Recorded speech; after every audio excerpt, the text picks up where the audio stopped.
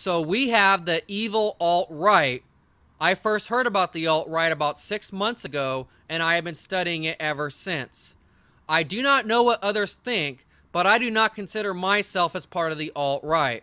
I am definitely not a fan of their ideology, but I appreciate that they exist because it is the alt-right who is pushing the limits on free speech more than anybody else right now, so I do appreciate them for that. My main reason for showing this article is to illustrate the hypocrisy of the left and to show you how they are completely freaked out that somebody is challenging them. So this is an editorial from the LA Times. It is dated August 26, 2016. It is titled, "Alt-Right is Real and It's Dangerous." Hillary Clinton attacked her rival Donald Trump on Thursday for his cozy relationship with a new political movement, the alternative right, or alt-right. The alt-right rejects American democracy, as did the American communists of the 1930s and the New Left of the 1960s. The main challenge to our way of life today now comes not from the radical left, but the alt-right. Really? Because the last time I checked, it's the radical left that is promoting safe spaces. It's the radical left that's promoting Black Lives Matter. It's the radical left that promotes La Raza. It's the radical left that is behind the environmental movement to completely enslave us through Agenda 21. The alt-right is not doing any of those things.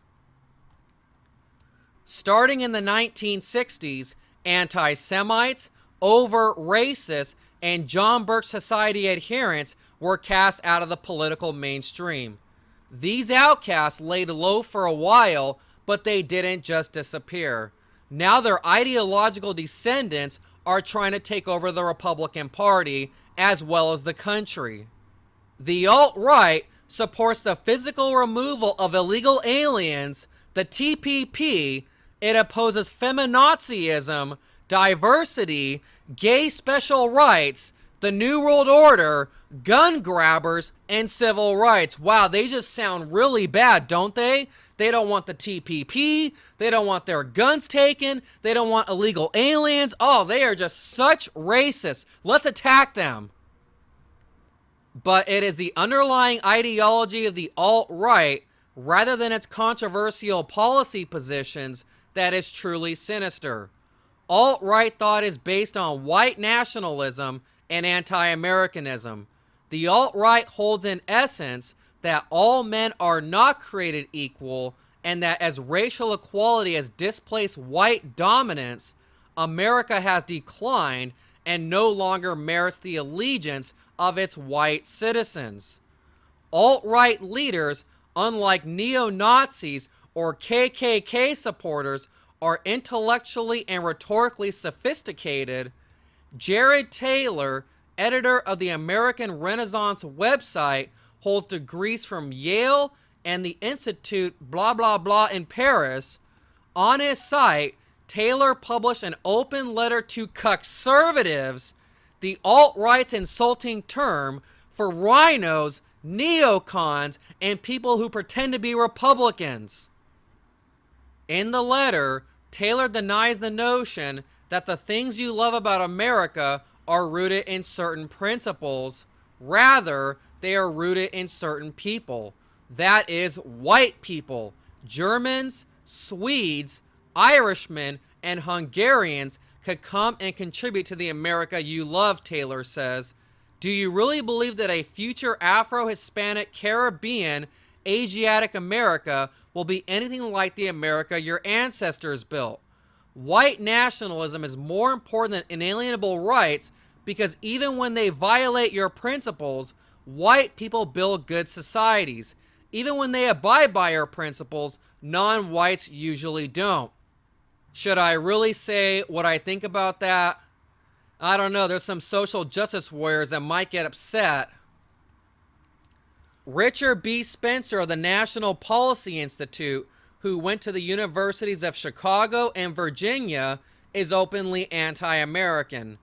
In an interview last July with the New York Times, he said, America, as it is currently constituted, and I don't just mean the government, I mean America as constituted spiritually and ideologically, is the fundamental problem.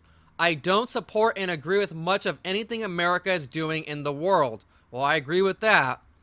He despises cuckservatives because we recognize the bankruptcy of this ideology based on free markets, values, and American exceptionalism. Well, I don't agree with that because I'm all for the free market. In short, this new strain of reactionary thought goes beyond the garden variety racial prejudice of yore, which certainly was bad enough, to a root and branch rejection of American 21st century values, aka social justice warriors. The alt-right represents the first new philosophical competitor to liberalism, broadly defined since the fall of communism. Now, this is an editorial written by some leftist communist, so I am really curious what he considers to be liberalism, because liberalism is supposed to mean freedom, not being some Looney Tune leftist.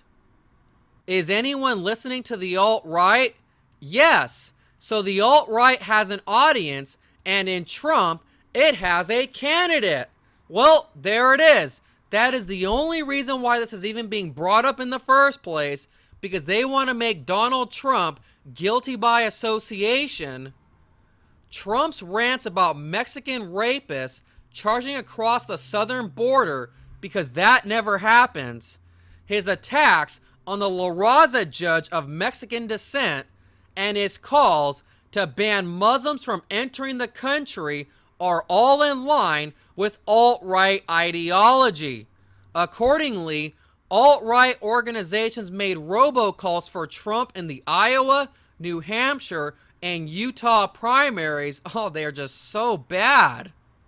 But VDare, which was talked about earlier in the article but I passed it over, isn't the alt-right flavored publication most closely associated with Trump. That distinction goes to Breitbart News, whose former chair, Stephen K. Bannon, is now the Trump campaign CEO. Bannon has described Breitbart as a platform for the alt-right. The site even published a helpful guide to the alt-right, which explained that young rebels are drawn to the cause for the same reason that young baby boomers were drawn to the new left in the 1960s, because it promises fun, transgression, and a challenge to social norms they just don't understand. Those norms apparently include tolerance and the concept of racial equality. The alt-right is the first explicitly anti-American political movement to attach itself to a major party presidential candidate since 1948, when communists supported the progressive former Vice President Henry Wallace. All schools of American political thought, and especially mainstream conservatives, must reject this dangerous ideology. You want to know why this is happening? This is all because of Barack Obama. We have Donald Trump as a presidential candidate because of Obama. We have the alt-right because of Obama. If you don't like Trump or the alt-right, you can blame Obama for that. Now, I want you to take a look at this. I attended this meeting almost 2 years ago, and this was a slide that was shown in the meeting. This is population by race and ethnicity. This is a projection from 2010 to 2035. So basically, this is someone who is predicting the future. As you can see, white non-Latinos over this 25-year period are going to decline by -5% in California, by -24% in LA County, and they're only going to increase by 18% in the nation. The new majority, which is everything but white, in California, they are going to increase by 105% in California, by 82% in the nation, and by 124% in LA County. You cannot look at this and tell me that there is not an anti-white agenda being systematically pushed in this country. This is why we have these so-called white nationalists. This is why we have an alt-right. Because they are doing what anyone else would do. Black people would not tolerate this. Hispanic people would not tolerate this.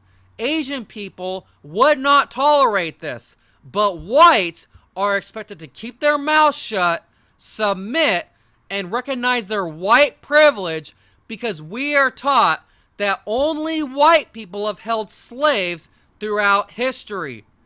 This right here is the reason why we are seeing what we are seeing in the article that I just read.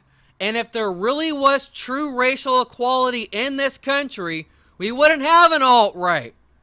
And let's really look at the truth here. It is the left that is anti-America.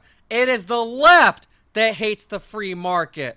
It is the left that pushes racist groups like Black Lives Matter and La Raza. It is Democrats who founded the Ku Klux Klan and wanted to keep slavery and were against civil rights. But it is the leftist and the media that wants to sell to us that people that want to protect white people are somehow the enemy. I mean, give me a break.